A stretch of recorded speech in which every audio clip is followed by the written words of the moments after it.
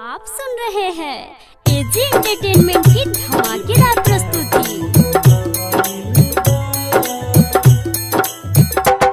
Music director DJ Prabhunand, DJ Prabhunand. Mix by AG recording studio. दिल बेकाबू हो गइल बा जब से प्यार तुझसे भइल बा।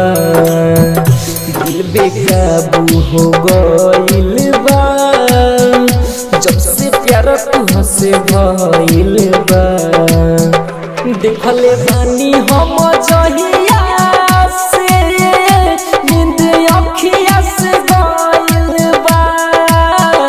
देखले बानी हम जहिया से नींद अखिया से गइल बा। दिल बेकाबू हो गइल बा जब से प्यार तुझसे भइल बा।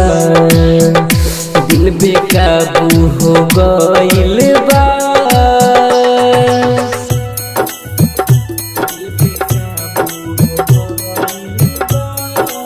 Mix by AG recording studio.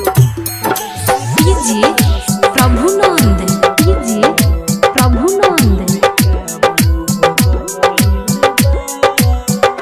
याद आवेलु जान तू तोहर घड़ी तुहरे पर जन हम जी मरी।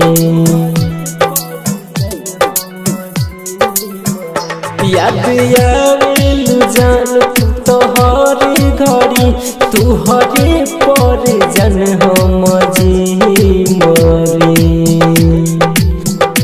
जब देखिले ना छन भर जहिया लागे पागल माथा भइल बा। जब देखिले ना छन भर जहिया लागे पागल माथा भइल बा। दिल बेकाबू हो गइल बा जब से प्यार तुझसे भइल बा। दिल बेकाबू हो गइल बा।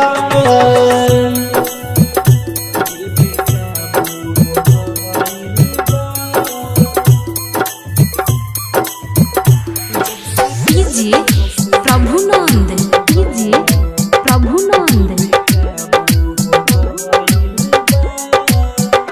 ठीक से खानी न खाना न पीले पानी तोहरी ख्याल में हरदम डूबल रही रानी। ठीक से खानी न खाना न पीले पानी तोहरी ख्याल में हरदम डूबल रही रानी। राजा रभिया सोनो राजू के जानई कहू गइल बा। राजा रभिया सोनो राजू के जानई कहू गइल बा। दिल बेकाबू हो गइल बा जब से प्यार तुझसे भइल बा। दिल बेकाबू हो गइल बा।